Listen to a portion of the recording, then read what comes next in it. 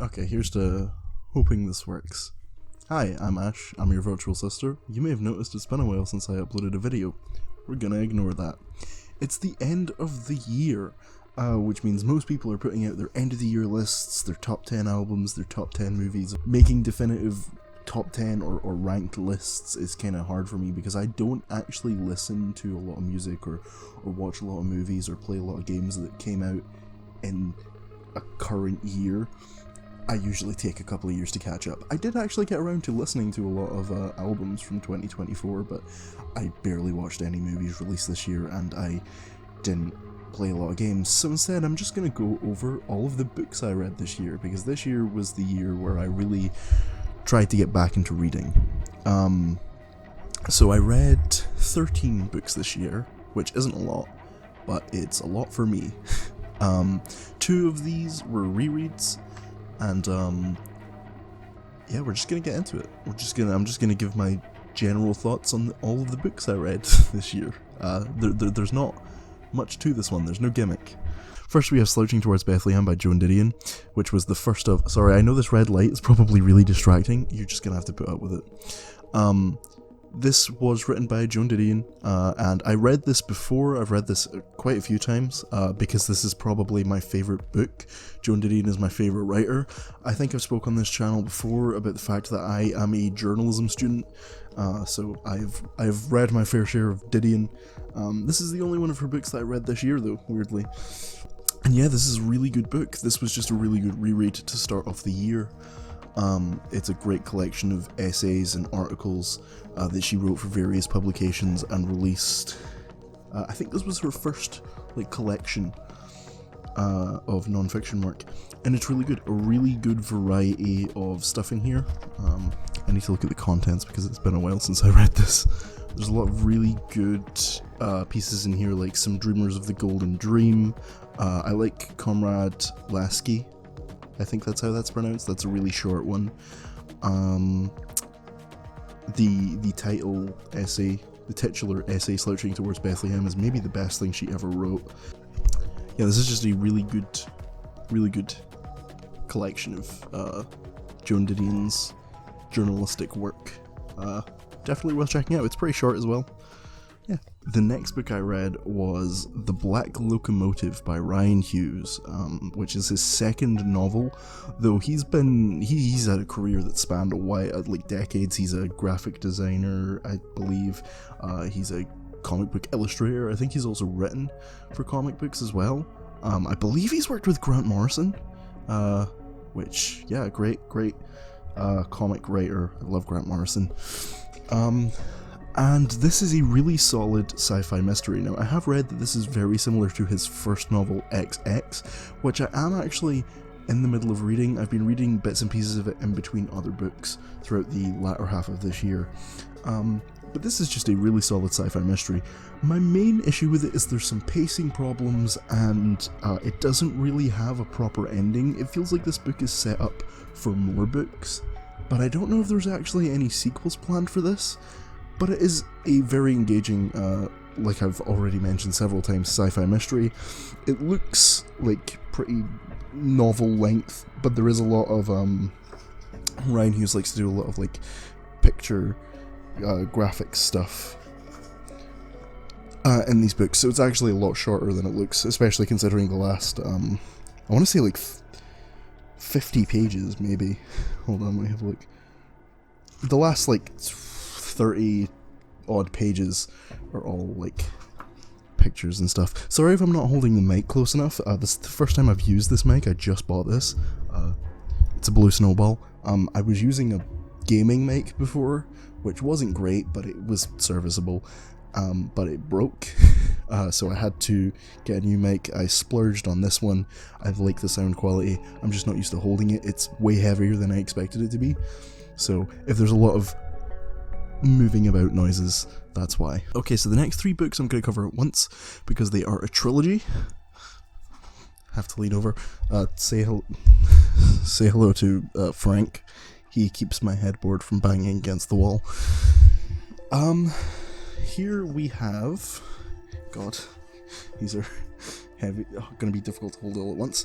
The Poppy War trilogy by R.F. Kwang. I believe that's how you pronounce her surname. I apologize if it's not.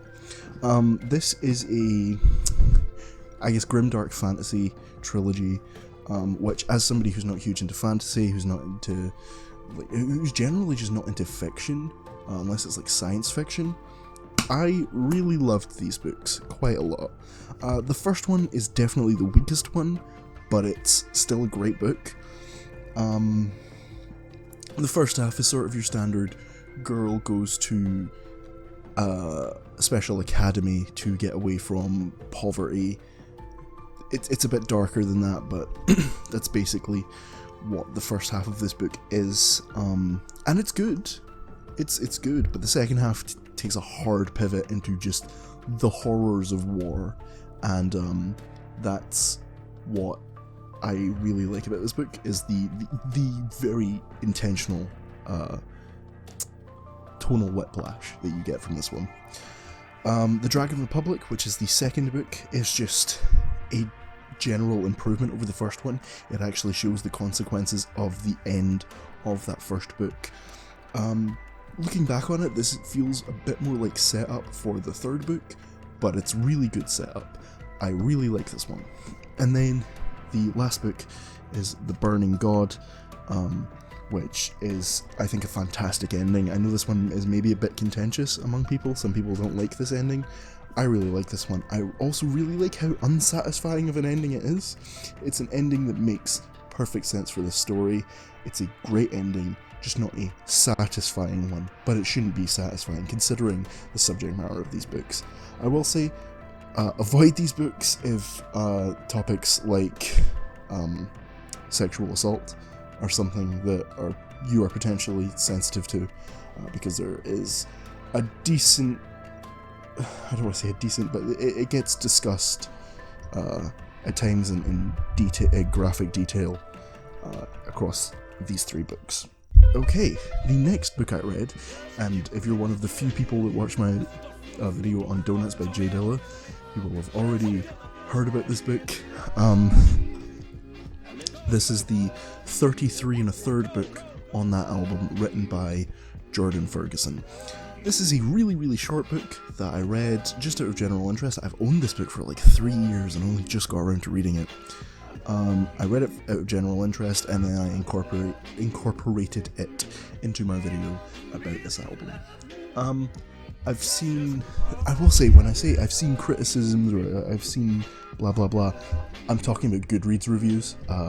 I've been using Goodreads to log all of my books. I've seen people maybe criticize this as being a bit pretentious or a bit college essay kind of vibes, because it is more of a philosophical analysis of this album and how it relates to the death of J Dilla.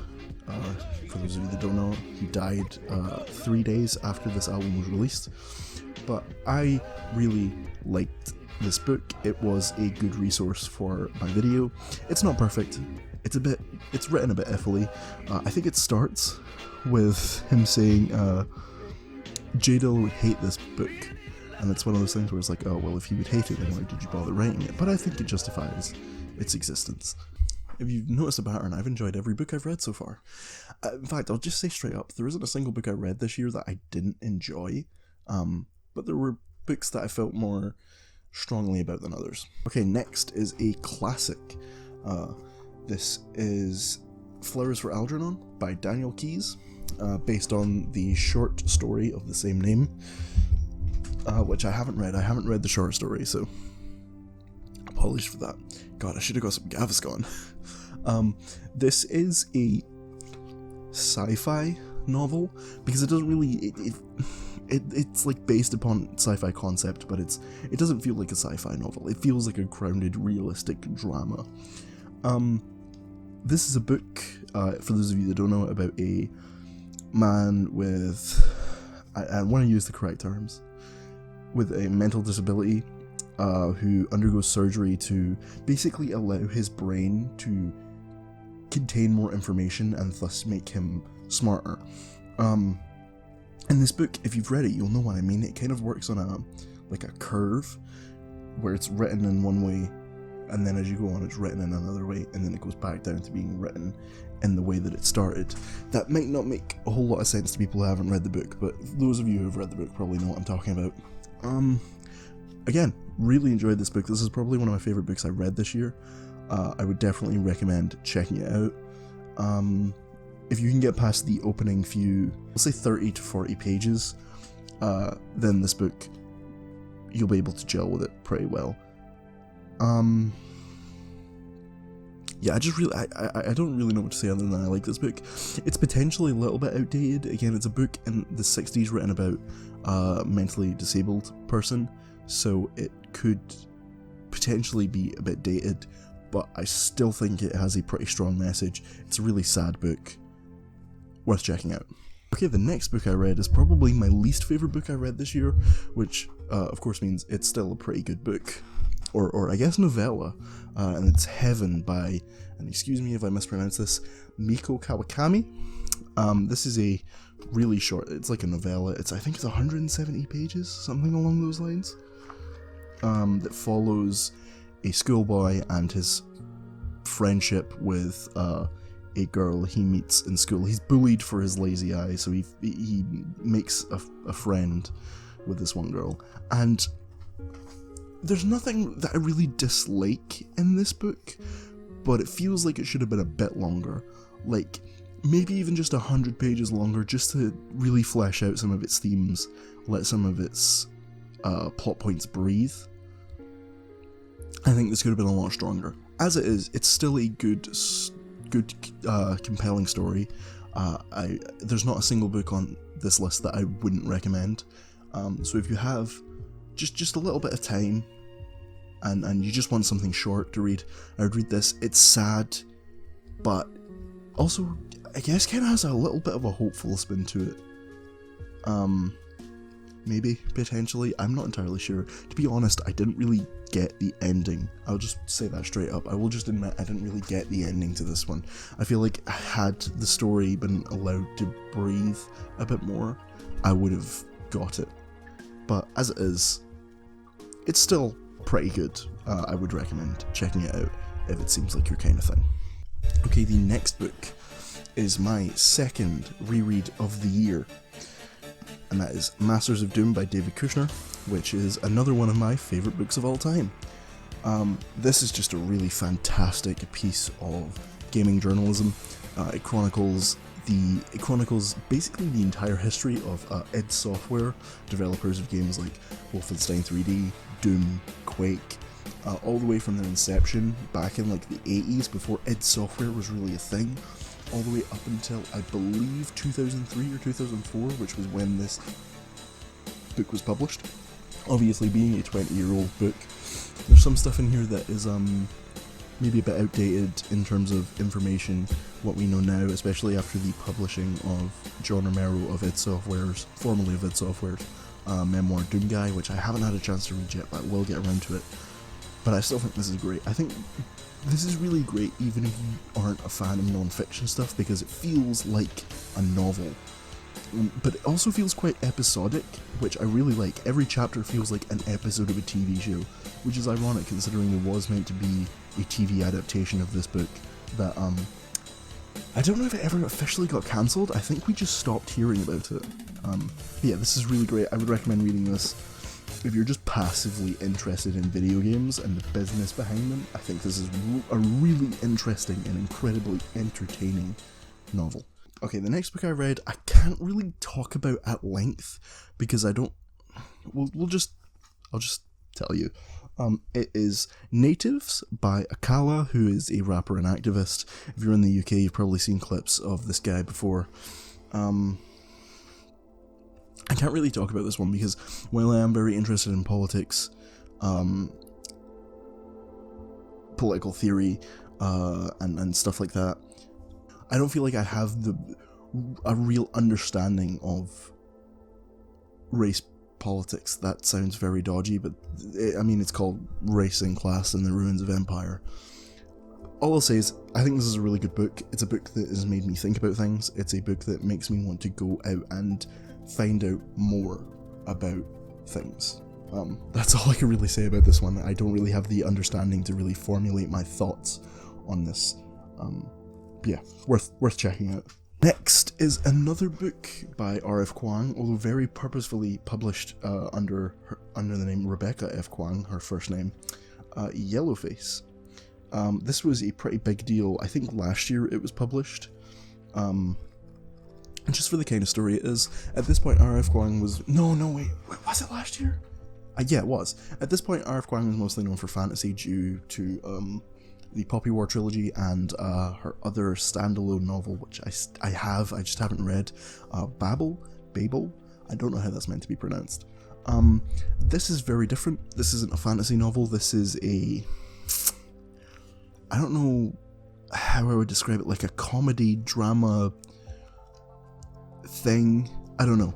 It's a book basically about a woman who watches her best friend and I guess authorial rival die right in front of her, and she has a copy of that author's unfinished manuscript for her next book, and she decides to publish it under her own name, but people catch on very quickly that it's not it's somebody else's book.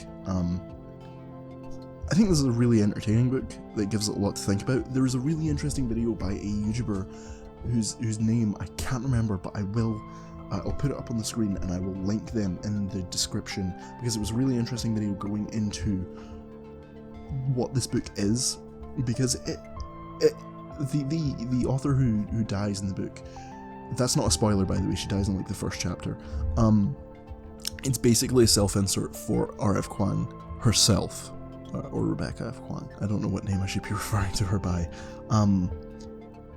And yeah, it's just really interesting because it's not a takedown of this book, but it is sort of it makes you think how much of this book is Kuang like potentially trying to pettily clap back at criticism that she's gotten, while also acknowledging some of her flaws as an author and potentially as a person. It's a really interesting one to think about. I will link that video in the description. All I'll say is that this is an entertaining book. It's not a book I would typically read, but because I was such a fan of the Poppy War trilogy, I thought, might as well check this out. I was actually in the hospital when I bought this. That's a whole thing. I was in the hospital for a few days, so I started reading this in the hospital and finished it, I think, the day after I left. And it's a good book. I was entertained. Okay, this next one's a weird one. I'm gonna need you guys to hear me out. This is Prisoner of the Daleks, which is a Doctor Who new series adventures book. This is actually my brother's book. He owns quite a lot of these because he loves Doctor Who, but so do I, evidently. There's more things I could show you, but this isn't mine, but this big canvas here is also Doctor Who.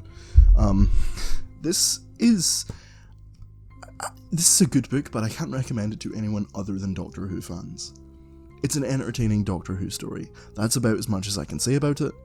So I'm just going to stick this one in the pile and move on to the final book, which is Ways of Seeing by John Berger, I believe is how his surname is pronounced. Now, this is actually a companion to a documentary series that John Berger produced for the BBC. But I didn't watch that documentary series, but I don't think you really need to read it to understand this book. This is just a really interesting analysis on different aspects of the art world. Now, I'm not like a painter or a visual artist. I'm not an art critic. I just have a passing interest in art, but I think this book has